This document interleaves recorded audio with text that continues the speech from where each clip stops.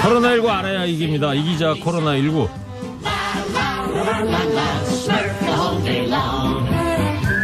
코로나19에 대한 모든 것 낱낱이 파헤쳐줄 분들 모셨습니다. 코로나19계의 권위자시죠. 중앙대학교 약학과 서울대 교수님, 코로나19계 똘똘이 스머프 강양과학 전문기자, 마지막으로 이 시간 저와 함께 진행할 최지연 아나운서 나왔습니다. 세 분 안녕하시죠? 예, 안녕하십니까. 반갑습니다. TBS의 송혜교, 최지연 아나운서 덕분에 오늘은 또 빨간 레인코트예요?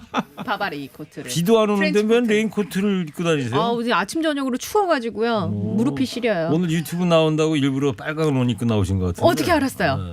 지난주에 하여튼 최지은 아나운서 덕분에 네. 유튜브가 날렸었잖아. 1000명 이상씩 막 맞습니다. 청취자분 들어오시고 다 네, 감사합니다. TBS의 송혜교, 최지은 아나운서 좀 보려고 들어왔는데 네. 혹시 저 송혜교 씨 쪽에서 법적 조치 같은 건 취하지 않았어요? 그 들어올까봐 무서워서 네. 오늘은 제가 추사랑 컨셉으로 왔어요. 네. 앞머리를 좀 자르고 왔어요. 추사랑? 추사랑 추성훈 씨 딸. 그랬더니 앞머리가 갑자기 너무 일자로. 왜 이러니? 아니 왜요? 너무 맹구 같나요? 아니 띠리리리 좋았어요. 맹구 같나요? 뭐 예. 맹구 컨셉이에요 그래서? 예. 지금 계속 본인 외모로 지금. 그리고 아까 점심 때 올라오다가 엘리베이터에서 최지은 아나운서 만났는데 또 옆에 동료들하고 막 되게 재밌게 뭐 얘기를 하길래 좀 제발 좀 조용히 하세요. 그랬더니 조용히 올라오시더라고요. 그러니까요. 마스크 꼭 엘리베이터 끼고. 안에서 예. 마스크는 썼죠 당연히. 네. 예. 조용히 좀 해주세요. 알겠습니다. 부탁입니다. 예, 자 지금부터 본격적으로 코로나19 얘기해 보겠습니다. 궁금한 점 있으신 분들 50원의 유료 문자입니다. 샵에 0951 TBS 앱 이용해서 보내주시기 바랍니다. 예. 자, 이 공교롭게도 거리두기 2단계에서 1단계로 한 지가 이제 월요일부터 했는데 이 확진자가 늘어나요. 오늘 0시 기준 신규 확진자 수가 110명인데 자 어떻게 봐야 됩니까? 네, 이제 오늘 110명이 나오긴 했지만 이게 이제 오늘 당장의 일이 아니거든요. 사실은 예. 추석 연휴 기간에 사실은 일어났던 일이라고 볼 수 있습니다. 지금 이렇게 이제 110명이 나타난 게 부산에 이제 특정 어떤 요양병원 일 아니겠습니까? 그렇죠. 네. 그런데 이제 그때 감염 확산이 추석 연휴 동안에 일어난 건데 그게 이제 검사가 되고 시간이 약간 지연이 되고 그러면서 이제 어제 0시 기준으로 나타났다 이렇게 볼 수 있거든요. 네. 그러니까 실제로 2단계에서 1단계로 갔기 때문에 나타났다 이렇게 보기보다는 그 인과관계 있는 건 아닌 거죠. 그렇습니다. 그렇게 보기보다는 기본적으로 우리나라에서는 지금 여기저기에 곳곳에 바이러스가 있기 때문에 조건만 조성이 되면 언제나 이렇게 생길 수 있다. 이렇게 보시는 게 좀 더 적합해 보입니다. 그리고 1단계로 완화가 돼서 그런지 좀 긴장감이 떨어졌다는 그 사례가 식당 가면 이제 QR 카드를 찍든지 주소 번호 찍든지 해야 되는 거 아니에요. 그걸 좀 보면 좀 안 하는 분들이 좀 계시고 맞아요. 식당 쪽에서도 그걸 요즘 요구하지 강제하지 않아요. 않고 있는 그런 분위기가 좀 해이해지는 분위기가 좀 있다는 거 있어요. 예. 예. 그 부산에서 얘기해 주셨지만 53명이 나왔잖아요. 무더기로. 이게 집단 감염 중에서는 부산에서 발생한 것 중에 가장 큰 규모라고 들었습니다. 예, 그렇습니다. 사실 뭐 부산에서뿐만 아니라 전국적으로 보더라도 단일 규모로서는 적은 규모가 아닙니다. 네. 물론 뭐 구로 콜센터 같이 100명 나온 데도 100명 이상 나온 데도 있지는 하지만은 상황이 완전히 다른 것이 여기는 초고위험군인데 53명이나 되는 확진자가 한 곳에서 쏟아져 나왔다는 거죠. 예. 경우에 따라서는 위중증으로 갈 수 있고 벌써 확인된 사망자가 1명이고 아마도 감염이 되어서 사망했을 것으로 생각되는 분이 총 8분이거든요. 네. 그러니까 대참사라고 볼 수 있는 것이죠. 그렇기 때문에 그러면은 지금 여기가 이러는데 다른 곳은 어떻느냐 이렇게 물어볼 수 있는 거 아닙니까? 네. 그러니까 지금 방역당국이 당장 수도권과 이런 유사한 지금 요양병원에 대해서 16만 건에 해당하는 지금 진단검사를 신속히 하겠다는 거죠. 네. 그렇기 때문에 이걸 지금 단순하게 볼 수 없다. 이렇게 생각할 수 있습니다. 강양구 기자는 어떻게 보세요? 그 사실 굉장히 심각한 문제인데요. 이제 방금 설 교수님께서 말씀하셨듯이 그 확진된 분 중에서 한 명이 사망을 했는데 알고 보니까 지난 한 달 새 비슷한 증상, 그러니까 호흡곤란이라든가 발열 증상을 보였던 분들이 8분 정도 사망을 했다라는 사실이 추가로 드러났고요. 네. 그러니까 그분들 같은 경우에는 검사는 하지 않았지만 코로나 때문에 사망했을 가능성이 굉장히 커진 상황인 거죠. 유사 예. 코로나19 환자 아니었느냐? 네, 그렇습니다. 그리고 그분들의 이제 병실 위치도 네 분 같은 경우에는 사망한 환자와 같은 병실이었고요. 네. 그리고 다른 네 분은 다른 병실이었지만은 증상이 비슷했기 때문에 예. 이 말은 무슨 말이냐면 최소한 지난 한 달 동안에 그 요양병원에서 코로나19 바이러스가 서로 주고받으면서 많이 번졌고 지금 검사를 해서 53명밖에 나오지 않은 건 감염되신 분들의 상당수가 나아버렸을 수도 있다라는 겁니다. 그러면 그분들 같은 경우에는 지역사회에서 또 다른 바이러스 전파원이 되어서 가족들이나 혹은 만났던 지인들에게 지난 한 달 동안 부산시 곳곳에 바이러스를 전파할 가능성도 충분히 있기 때문에 문제가 예. 되는 거고요. 그래도 뭐 면회는 금지가 됐었으니까 좀 낫지 않을까요? 근데 이제 면회가 금지가 되더라도 이제 결정적인 종사하시는 문제는 무엇이냐면 분들이 종사하시는 계시니까. 분들이 출퇴근을 하시잖아요. 그러니까 분명히 종사하시는 분들 중에서 한 분이 바이러스에 감염되어서 들어오셨고 그분이 거기 계시는 어르신 환자한테 옮겼고 그 어르신 환자를 통해서 다른 어르신 환자들이나 혹은 다른 직원들에게 옮겨가면서 또다시 한 달 다른- 동안 바이러스를 예. 주고받는 상황이었다는 생각이 듭니다. 근데 여기서 또 문제가 되는 게 무엇이냐면 그 요양병원이 있는 곳이 부산시에서 11곳 정도의 요양병원이 밀집되어 있는 장소였다고 합니다. 아 거기가 11군데가 밀집돼 있다. 그 네, 거리 그렇습니다. 그 주변에? 만덕동. 예, 부산시 근처에 만덕동. 또 이제 예. 10곳 정도의 요양시설이 추가로 있는 거예요. 그래서 오. 지금 방역당국이 엄청 급해져가지고 부산시랑 같이 그 11곳 병원에 있는 모든 환자들과 직원들 1,400명을 지금 전수조사하고 있는 상황이에요. 그래서 다행히 이제 확진 환자들이 안 나오면 좋겠습니다만은 그 1,400명에서 확진 환자가 쏟아질 수도 있는 상황이기 때문에 자칫 잘못하면 이거 심각한 일이 생길 수도 있는 굉장히 긴장감 있는 상황입니다. 예, 그 전수 검사 실시하는 게 도움이 많이 되는 걸까요? 이제 선제적으로 좀 뭔가 이제 액션을 취하는 게. 도움이 되죠. 그러니까 이제 1,400명을 개별적으로 검사하기는 또 쉽지 않을 수 있습니다. 네. 그렇기 때문에 이제 풀링이라 그래서 10명분을 모아서 샘플을 하나로 한 다음에 검사를 할 수가 있거든요. 그런 다음에 거기에서 나온 검사 결과를 가지고 여기에 뭔가 확진자가 있는 것 같다. 그러면 10명을 다시 개별적으로 할 수는 있거든요. 그럼 이런 식으로 해야 되는 방식으로 할 것 같고요. 저 같은 사람이나 이제 강 기자님 같은 전문가들이 계속 지금 전국에 있는 요양병원은 감염이 될 경우에는 굉장히 위험할 수 있기 때문에 수시로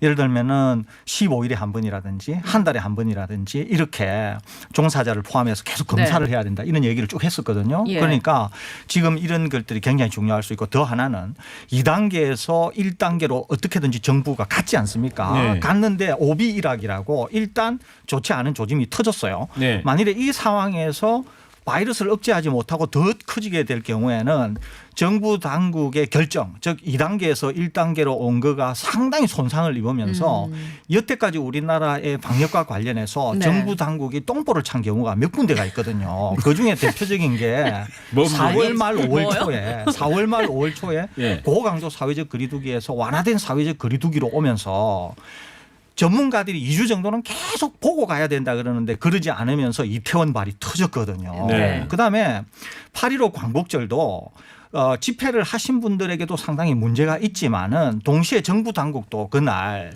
휴일을 연장을 한다거나 하면서 다소 방역에 있어서 고삐를 풀어준 것도 부인할 수 없는 사실이거든요. 네.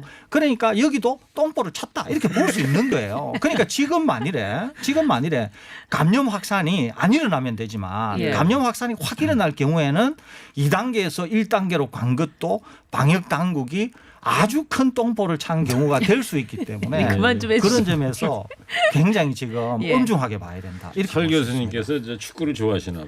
똥볼보다는 뭐 실축 뭐 이런 걸로 예, 순화를 해서 좀 표현하는 걸로 네. 하고 이 축구 볼 얘기 나오니까 김영삼 고 대통령 계시잖아요. 네. 이분 어록이 있어요. 옛날에 최용수 선수가 예. 올림픽 출전하는데 그 마지막 경기에서 페널티킥을 넣어가지고 우리가 올라가게 됐거든요. 예. 바로 그때 당시에 청와대에 있는 김영삼 대통령하고 전화 연결한 거야. 예. 그랬더니 김영삼 대통령이 최용수 선수한테 네. 코너킥 차는 거 잘 봤어 그랬다는 거 아니에요? 페널티킥을 네. 코너킥으로. 지금 최진 아나운서는 무슨 말인지 몰라요 지금. 아니 그러니까 그 다음 질문으로 네. 실축 실축으로 하자고요. 실축 예 실축. 실축으로 하고 그 코로나19 네. 사태 이후로는 저 요양병원 면회가 금지돼 왔지만 보다 더 강력한 방역 지침이 필요하다는 목소리가 나오는데 강행욱 기자 어떻게 보세요? 이제 아까도 잠깐 언급을 했었습니다마는 일단은 출퇴근하는 직원들을 어느 정도로 통제할 것인가가 가장 큰 문제예요. 근데 코호트 격리되면 출퇴근도 못 하는 거 못합니다. 아닙니까? 그냥, 그런데 이 여러 전국에 지금 요양병원이 1,500개 정도 있고요. 네. 그리고 그 요양 시설까지 따지면 훨씬 더 많을 텐데 그 많은 병원에 종사하시는 분들을 다 묶어둘 수는 없잖아요. 그 병원이나 예, 혹은 시설에서 그렇죠. 숙식을 하도록 할 수는 없잖아요. 네. 그렇기 때문에 불가피하게 출퇴근하는 것을 어느 정도는 허용을 해야 되는데 이제 지역사회 바이러스 밀도가 높아지면은 그 출퇴근하시는 분들 때문에 요양병원이나 요양시설이 안전하지 않은 상황이 되거든요. 그렇기 때문에 절대적으로 지역사회 바이러스 밀도를 낮춰줘야 이제 그 연장선상에서 요양병원이나 요양시설의 안전도 보장이 되는 건데 네. 지금 부산시 요양병원의 사례를 놓고 보면은 네. 지금 뭔가 그 균형이 아직은 잡혀있지 않은 상황이라는 생각이 들어서 예. 이제 또 드리는 말씀이지만 상당히 좀 걱정되는 상황입니다 지금. 알겠습니다. 자 이번엔 백신 얘기 한번 해볼까요? 존슨앤존스 백신에 이어서 일라이릴리 항체 치료제 이것도 임상이 중단이 됐는데 사실 아스트라제네카까지 합치면 백신 트리오라고 우리가 불리면서 좀 이 중에서 뭔가 나올 가능성이 높다라고 그랬죠. 했는데 이거 어떻게 된 겁니까? 이게 지금 이제 백신은 이제 존슨앤존슨이 세계 서방 국가에서는 한 4번째 정도 속도로 달려가고 있습니다. 그런데 이제 제일 첫 번째가 아스트라제네카인데 이게 지금 이제 문제가 생겨서 잠시 네. 중단이 되어 있죠. 그다음에 이제 4번째 달려가고 있던 존슨앤존슨이 중단. 지금 이제 잠시 중단이 네. 됐는데요. 이 존슨앤존슨은 일단 투여한 환자에게서 부작용 사례가 보고가 됐습니다. 예. 그런데 부작용 사례가 뭔지에 대해서 확인은 안 되고 있어요. 그게 정확히 어떤 부작용인지 모르고 있다는 거잖아요. 그렇습니다. 그래서 임상 3상에 들어갔는데 중단. 그렇습니다. 일단 스톱, 일단 중단을 스톱. 했습니다. 그래서 이제 그 결과를 지켜보고 있는데요. 지금 이 존슨앤존슨인 경우에는 다른 백신들은 2번 투여를 하는 반면에 존슨앤존슨은 한 번 투여를 하거든요. 그렇기 때문에 굉장히 기대가 컸습니다. 개발 목표가 한 번에 한 번을 투여해도 효과가 상당히 뛰어난 거예요. 예. 그런데 지금 중단이 됐기 때문에 안타까운 마음이 있고 아마 재개가 될 것으로 생각이 되는데 언제 재개가 될지는 모르겠습니다. 네. 그다음에 항체 치료제를 개발하는 회사가 제일 앞선 회사가 2개가 있는데요. 하나가 이번에 트럼프 대통령이 투여받은 리제네론이라고 하는 네. 회사가 있고 두 번째가 이 일라이릴리인데 네. 이 일라이릴리가 일단 부작용이 있어서 중지가 됐습니다. 이것도 네. 지금 무슨 부작용이 있는지를 몰라요. 그렇기 때문에 지금 이런 것들이 이제 여러 회사들이 경쟁하면서 서로 다른 기술들로 개발을 하는 것이 오히려 더 개발 성공 가능성을 높이게 되는 것이거든요. 그런데 이제 이런 것들이 지금 약간 문제가 생겨서 궤도에서 벗어나고 있는데 조만간 이제 실제로 무슨 부작용이 있는지 그 부작용이 경미한 거에서 거친다든지 이렇게 되면 아마 임상이 재개가 될 것으로 보이는데 일단 이렇게 타격을 받게 되면 전체 개발 시장 자체에 주는 영향이 엄청나게 크기 때문에 그런 점에 있어서는 상당히 아쉽다 이렇게 볼 수 있습니다. 아까 보니까 제가 기사 보니까 그 미국의 파우치 박사라고 CDC 센터장인가요? 그분이 네. 2021년 내년이잖아요. 내년 4월까지는 뭐 백신이 나올 거다 이런 기사가 있던데. 그거는 전혀 인터뷰를 한 것 같던데. 그건 전혀 틀린 얘기입니다. 이 파우치 박사도 사실은 지금 이제 미국립 보건연구원이라고 NIH 산하에 연구소가 여러 개가 있는데 그 연구소 중에 하나가 알레르기 전염병 연구소라고 하는 데가 있습니다. 그 연구소의 소장직을 맡고 있는 분이거든요. 그런데 이분이 이제 업계에 있다가 그 소장직을 맡게 됐는데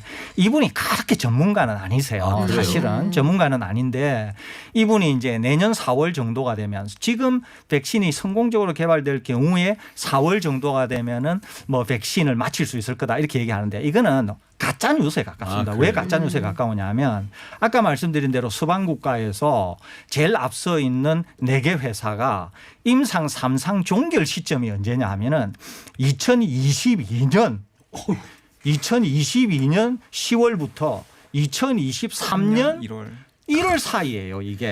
3상 실험 끝날 때가 그때라고요? 그때예요. 그럼 그 전까지는 뭐 네. 백신도 없고 치료제도 없을 확률이 굉장히 높다는 거예요. 그러니까 이제 이 화학조사장이나 일부 사람들이 얘기하는 거는 뭐냐면 그때 임상 3상 결과가 잘못 나와서 폐기를 하더라도 만들어서 갖고 있겠다는 거예요. 결과가 좋으면 마칠 거고 결과가 나쁘면 버리겠다는 거죠. 그러니까 백신을 준비하는 거는 지금이라도 준비할 수 있어요. 지금이라도 10억령 되는 거를 수조 원을 들여서 만들어서 저장을 해놓을 수는 있어요. 아니 근데 그 효능을 모르는데 그걸 만들어놔요? 왜냐하면 효력까지 보고 그때부터 제조하는 데만 1, 2년이 걸리거든요. 그러니까 그 시간을 줄이기 그러니까 위해서 많은 물량의 백신을 만들어 놓고 이미 만들면서 네. 그걸 가지고 임상 시험을 하다가 임상 3상까지 끝나서 오케이 되면은 그걸 바로 푼다? 마치게 돼. 그렇죠. 바로 푸는 거고 실패한다 그러면은 수조 원을 들여서 만들어놔도 다 버리겠다는 겁니다. 못하는 이게. 거네요. 그러니까 근데, 그렇죠. 이제, 근데 이제 물론 그 전에 긴급 사용 승인이라 그래서 임상 시험이 끝나기 전에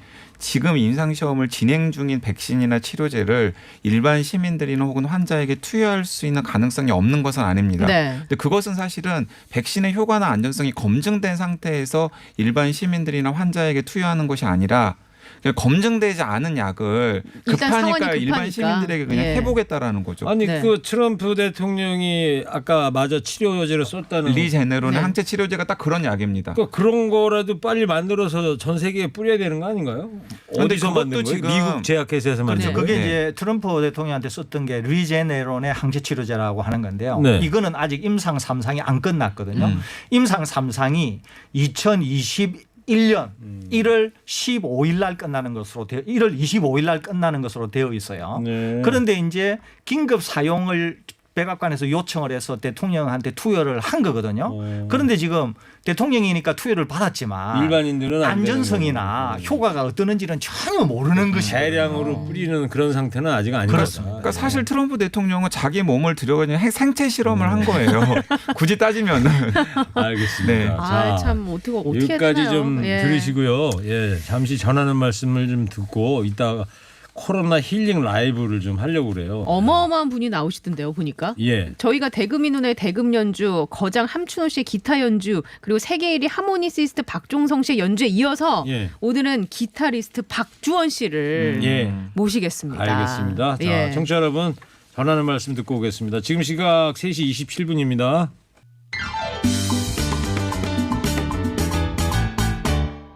두시가 됐어요. 19가 왔어요. 싱싱한 19가 왔어요. 여러분의 라디오 싱싱한 19가 왔어요. 최고의 허리케인 라디오. 허리케인 라디오 코로나19로 몸도 마음도 지친 청취자분들을 위해 준비한 힐링 시간입니다.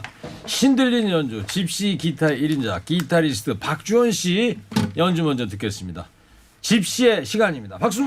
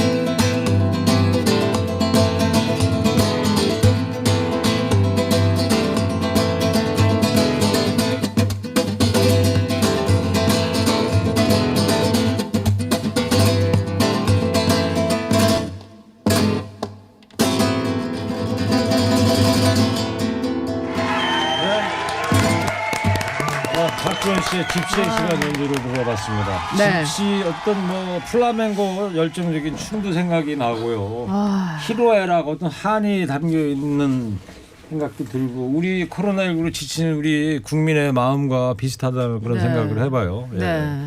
자, 일단 박주원 씨 어떤 분들이 또 궁금해하실 것 같아서 제가 준비를 했습니다. 프로필을 알려드리면 1집, 2집 앨범 모두 국내 포털 사이트가 선정한 올해의 앨범에 올랐고요. 한국 대중음악상 최우수 재즈 앤 크로스오버 부문 연속 수상, 가수들이 꼽은 함께 작업하고 싶은 뮤지션 1순위, 그동안 방탄소년단의 지민, 아이유, 성시경, 신승훈, 임재범을 비롯해서 국내 대표 가수들과 함께 작업을 하신 분입니다. 네, 한 기사 제목이 이거예요. 얼굴은 산적, 손은 섬섬옥수, 그 사이에서 나오는 기타 선율의 매력. 야, 진짜 어떤 마음에 드세요, 기자인지 이 기사? 깔끔하게 아주 제목을 잘 이 달았어요. 제목? 병주고 약주고 느낌이죠.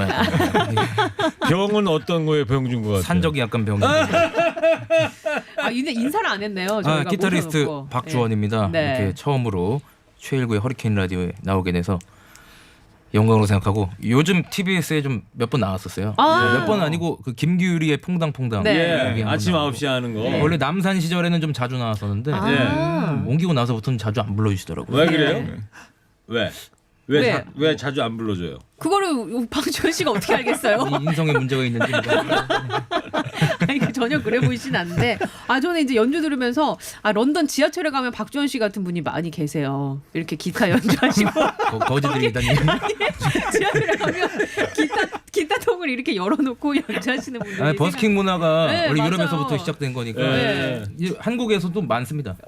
요즘 코로나 때문에 많이 못 하는데 예. 작년까지는 뭐 버스킹 문화가 자, 자리 잡았죠. 그러니까요. 그 생각이 났네요. 예. 거제도에서 제일 좋은 중학교 나오신 그때 전교 1등하신 설대호 교수님 어떻게 감상하셨어요? 저는 뭐 들으시면서? 기타 좀 잘은 못 치지만 좀 치본적이 있다 그랬잖아요. 네.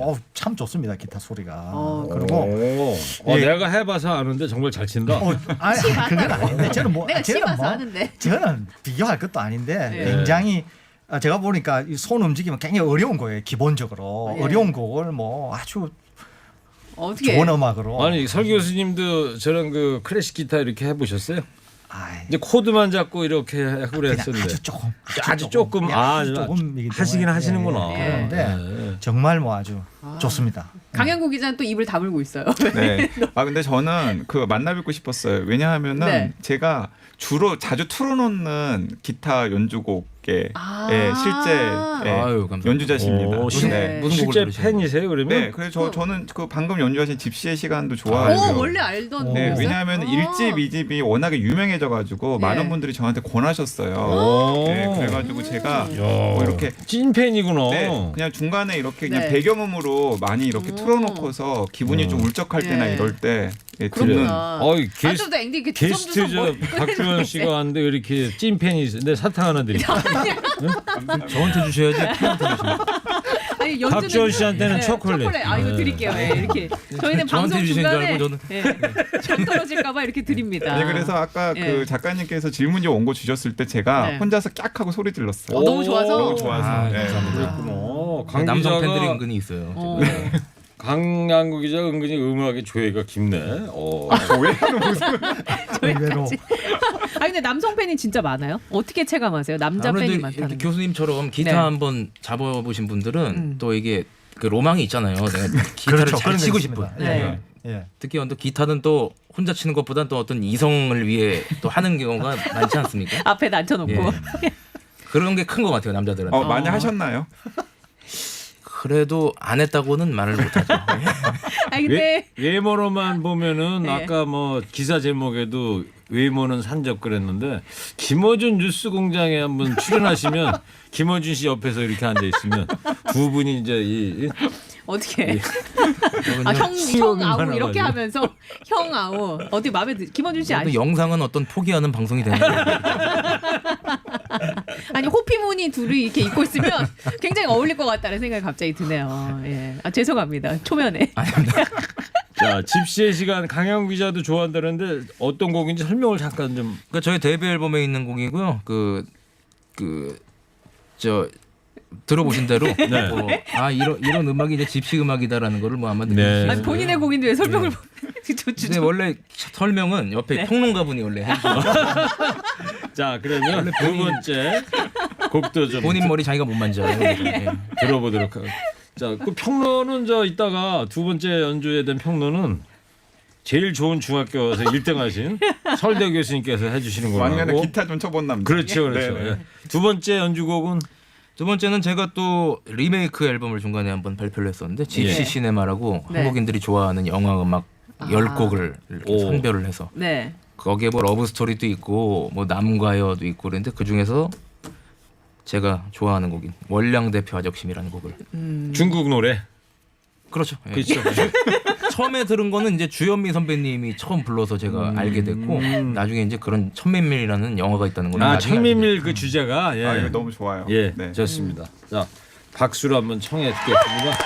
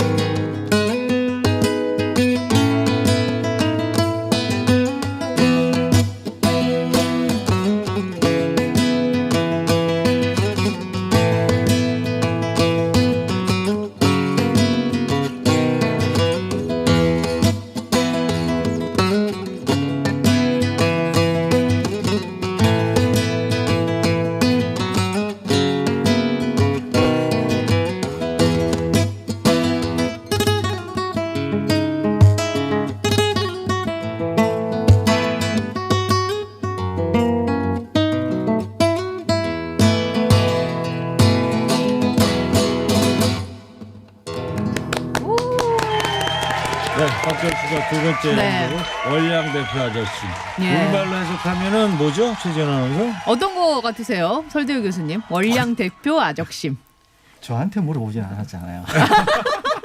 아니, 교수님이시니까 제가 여쭤볼 수도 있죠. 예. 이 원래 아마 우리 한국 분들이 중국 노래로서는 아마 거의 제일 좋아하는 그렇죠. 그리고 네. 제일 대중화되고 일반화된 네. 곡일 것 같고 그리고 실제로 중국 분들도 굉장히 좋아하시는 걸 알고 있어요. 등려군이라고 하는 굉장히 유명한 중국 네네. 대중가요 대만 가수가. 가수인가요 아마? 네. 그렇게 알고 있는데. 근데 네. 오늘 연주하신 거 보니까 약간은 편곡을 한 편곡을 거예요. 하신 하신 거죠. 곡처럼 네. 보이고요. 이게 뜻은 저 달빛이 내 마음을 대신하죠. 저한테는 약간 네. 웃기는 그게 이제 뭐냐면은 그 이대 병원의 원장을 하고 계신 백모 남선 원장님이라고 계세요. 예. 네. 이분이 이 중국말도 좀 잘하시고 그러는데 저는 이 노래를 몰랐는데 한번 이분이 그 중국말로 중국 노래를 부르는데 이 노래를 부르셨어요. 그래요? 전체를. 예. 그래서 노래가 참 좋다 그런 인상을 가지고 있었거든요. 그러시구나. 처음으로 들었던 게 그분이 백난선 부르시는데 원장님. 예, 그런데 그 이후로 이제 계속 우리나라 분들이 이 중국 노래를 참 좋아하시는구나 네. 알게 된 겁니다. 박주원 씨는 이렇게 아재들이 앞에 있는 상황에서 연주하시니까 어떠신가요? 기분이 별로 안 좋으실 것 아니, 같아요. 아니, 지금 굉장히 무표정. 공연장에 하진 않으신 것 같아. 땅을 쳐다보고 계세요. 아니 우리 또 최지은 아나운서 분이 또 계시니까 아유, 제가 있어서 좀 낫나요? 아, 근데 예. 공연장에 뭐 다양한 분들이 많이 오세요. 기타 연주를 하실 때 보면 멜로디하고 화음을 같이 그렇죠, 이제. 그죠? 예. 오, 참 어려울 것 같은데. 그러니까 처음에 이제 기타 시작을 할 때 원래는 이제 통기타 반주를 하려고 이제 기타를 시작했어요. 네. 담다디담 이런 거. 담다디담. 네. 근데 요 통기타 반주는 그 당시에 이제 레슨비가 3만 원이었고 예. 이 클래식 기타 그건 얼마예요? 그 4만 원이었어요. 그래가지고 어머니께서 이 심각한 갈등을 하시더라고요. 예. 아 그래도 만 원을 나중에 더 쓸 거냐 말 거냐? 그래도 나중을 근데 클래식 기타를 하면 통기타를 칠 수가 있고 통기타를 하면 클래식을 못 친다는 선생님의 설명이 있어서 그때 클래식 기타를 연주를 예. 한 게 정말 잘하셨네. 신의 한 수가 어머니한테 됐습니다. 고맙다고 네. 그래야 되겠네. 아니 국내 대표 뮤지션들이랑 작업을 많이 하셨잖아요. 예. 그 뭐 좀 이렇게 알려주실 만한 거 없어요? 비화, 뭐 추억 이런 거 중에 좀.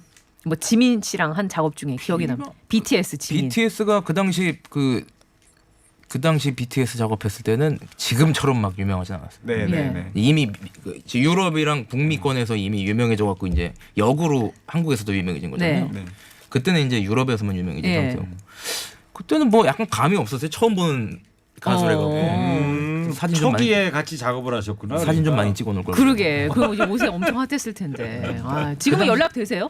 지민 씨? 전혀 끊겼죠. 전혀 끊겼어요? 아, 저랑 다를 바가 없네요. 아니 여기 옆에 계신 앵디도 뮤지션이에요. 여보세요. 혹시 작업하실 생각 있으시면 그러니까 약간 트로트 잘하실 것 같아요. 트로트 많은 트로트랑 어떻게 콜라보 해보실 생각 없으세요? 됐고요. 간결하게 가세요. 예. 근데 그 보니까 지금 피아노를 치려면 오른손 왼손으로 이제 멜로디 화음 같이 넣는 그렇죠. 거 아니에요. 그런 방식으로 이게 고난도의 기술이 필요할 것 기타가 같아요. 이제 혼자 솔로로 치기가 피아노보다는 좀 까다로워요. 네. 피아노 아무래도 왼손 오른손이 완전히 네. 분리가 돼 있는데 네. 예. 이거는 뭐 잡고 뜯고 막 예. 포지션도 다르고 그러기 때문에 그러니까 말이에요. 궁금한 게 있는데 머리랑 수염은 며칠에 한 번씩 감으시는. 아니, 머리는 하루에 두 번씩 감습니다. 아, 그래요? 네. 머리 안 감은 것 같아요? 수염은요? 수염은 뭐 약간 공연이 있을 때는 좀 더 거칠게 기르고요. 예. 약간 방송이 있을 때는 좀 다듬는데 예. 오늘 안 다듬었나? 예. 살짝 다듬은 것 같은데. 공연이 있을 때는 거칠게 다듬는다? 공연 있을 때 이제 기르시나 거칠게 봐요. 냅둔다는 얘기죠. 아 냅둔다. 네.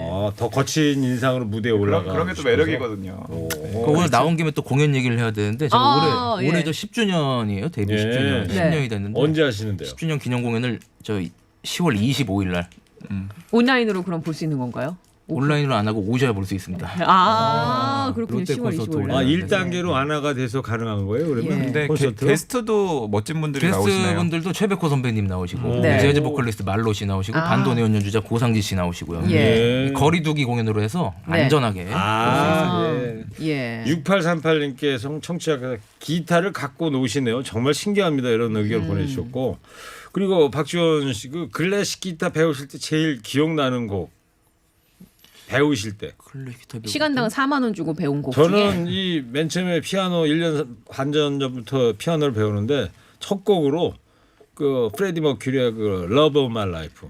너무 초시간에 어려운 걸로 하신 거 아니에요? 그러니까 내가 무턱대고 했어요. 그만 두셨죠, 근데. 아니 뭐 그 안에 하고 있어요 지금. 아, 일주일에 한 소절만 하는 거야. 그 곡을 위해서. 그렇죠. 그러면은 그 방법도 좋습니다. 예. 이 한 곡만은 나는 예. 치겠다. 뭐 기본이고 뭐고 다 필요 없이. 네, 그렇죠. 그 로망스 뭐 아람브라 궁전의 추억 이런 거 뭐 들려주실 수 있으세요? 갑자기 아이, 뭐, 로망스는 이제 맛보기를 살짝. 하는 거, 뭐 이렇게 뭐 로망스 다 치는 거죠. 자, 근데 보통 아마추어 분들이 여기까지 진짜 네, 내 맞아요. 로망이었는데. 한 소절. B 파트를 안 쳐요. 맞아요, 맞아요.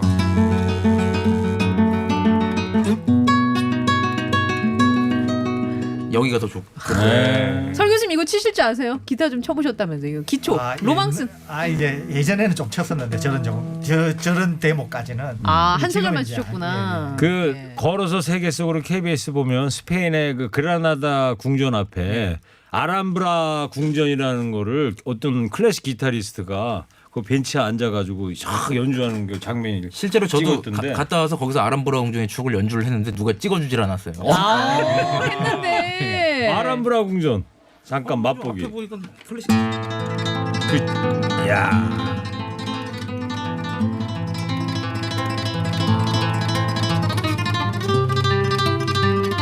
제가 KBS 걸어서 세계 속으로 본 스페인 기타리스트보다 훨씬 낫다.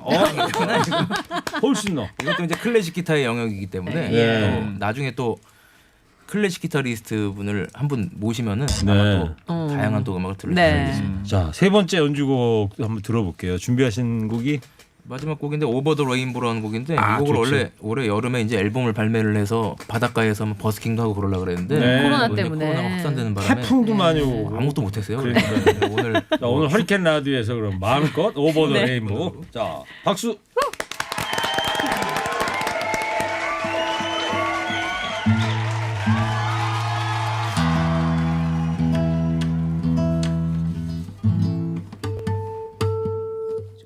이거 오버 더 레인보우가 아니고 튜닝을 하는 거예요. TMI야, TMI.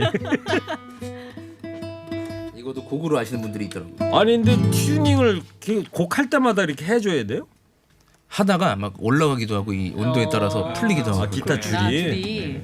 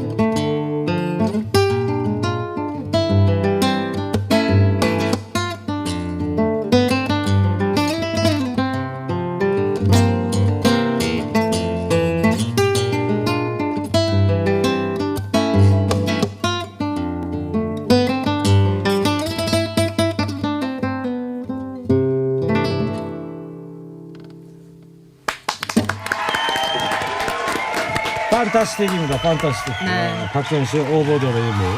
점프번지님께서 머릿속이 정화됩니다. 진주님 정말 훌륭한 연주네요. 앵길버트님 말씀도 유머 있게 하시고 연주도 끝내주네요. 네. 라고 감상평들을 보내주고 계시네요. 알겠습니다. 자, 네. 두 분 좀 감상 소감 잠깐 들어볼까요? 오늘도 출연료 내고 제일 가셔야 좋은 될 것 같아요. 중앙업계에서 1등 하신 분. 아, 네. 내고 가겠습니다. 아, 너무 좋았습니다 오늘. 예. 예. 조금만 더 해보세요. 너무 좋았다는 좀 1차원적이고. 아, 진짜. 아니 저는 이거 어려울 것 같은 게 이것도 지금 이제 굉장히 유명한 곡이잖아요. 그렇죠. 굉장히 네. 유명한 곡인데 편곡을 다 하셨나 봐요. 기타에 맞게. 그러니까 좀 제 스타일대로 곡을 이제 네. 뭐 저는 이제 예전부터 이제 뭐 남의 곡을 이제 그대로 치는 것보다는 예. 이제 제 스타일대로 좀 이렇게 네. 편곡을 해서 기교도 굉장히 많이 들어가고 음과 아니, 사이에 연주자가 원곡 말고 이렇게 편곡하고 그러면 원곡자가 뭐라고 안 그래요? 이 곡 이런 데서 하는 거는 크게 만약에 정식으로 앨범을 할 때는 네. 이 저작권 협회에다 이 그 저 리메이크 비용을 내야 되고. 돼요. 아 네. 그래야 됩니까? 제가 리메이크 앨범을 하는데 네. 기본으로 이제 500만 원을 받고 들어가는 거예요. 아. 받는다고요 그러니까 연주자가? 그 돈을 아 넣어놓고 들어가는 거예요. 저작권 협회에 500만 원을 좀 집어넣고 하는 거다. 그러니까 예. 제작비가 이미 500만 원 된 상태에서 시작을 하는 겁니다. 아 그렇구나. 곡당 보통 한 50만 원 정도 하거든요. 그러면 이제 편곡은 마음대로 되는 거고. 근데 또 허락을 안 해주는 사람도 있어요. 아 그래요? 등록이 안 돼 있으면 직접 전화 통화를 해야 되고. 예. 그래서 예전에 엘리오 모레코네 네. 그 등록이 안 돼 있어가지고 네. 막 아들한테 전화하고 조카한테 전화하고 막 그랬어요. 그랬어요. 근데도 안 해주신대요? 아니요. 그래서 결국은 해결이 됐습니다. 해결이 두 분 됐어요. 타계하셨잖아요. 엔니오 마리코네. 이제 아마 그거는 아드님한테 아마 갈 거예요. 야. 예. 그 저작권 아유. 뭐든 알겠어. 그게 박수현 상속을 씨랑 받는 이런 얘기까지 할 줄은 몰랐어요. 거. 엘리오 모레코네 나오고 오늘 아주 고급스럽네요. 좋은 연주 들려서 감사합니다. 예. 자, 박지원 씨 오늘 함께 해주셔서 고맙고요. 뭐 한 말씀 해주세요, 청취자 여러분들한테. 예, 아무튼 뭐 코로나 확산 때문에 뭐 어디 놀러도 못 가시고 공연장도 못 가셨는데 하루 빨리 이 라디오도 좋지만은 공연장에서 네. 무대에서 여러분들과 만나는 시간이 빨리 다가왔으면 좋겠습니다. 다시 어디서 하신다고 10월 그랬지? 25일에 10월 25일 롯데. 날 롯데 콘서트홀에서 7시에 예. 하니까 예 안전하게 거기 저 하시면 될것 롯데 같습니다. 콘서트 잠실에 잠실에 새로 지은 있는 거. 거죠. 예. 야, 거기 정말 나 한 번 우연히 가봤는데 멋있게 지어놨다. 그 공연 원래 2월에 하려고 그러다가 연기되고 4월에 하다가 취소가 되고 다시 해갖고 10월 25일 날 하게 예, 됐거든요. 그 두 분 이제 나가서 얘기하시면 될 것 같아요. 시간이 없어가지고. 자, 박지원 씨 오늘 함께 해주셔서 고맙고요. 설대호 교수님, 강양 기자도 다음 주에 봬요. 네. 네. 자, 실검 퀴즈 정답 발표합니다. 핑크뮬리였고요. 저희가 선물 받으실 분은 홈페이지 게시판에 올려놓겠습니다. 네, 최지현 아나운서도 고생 많았습니다. 네.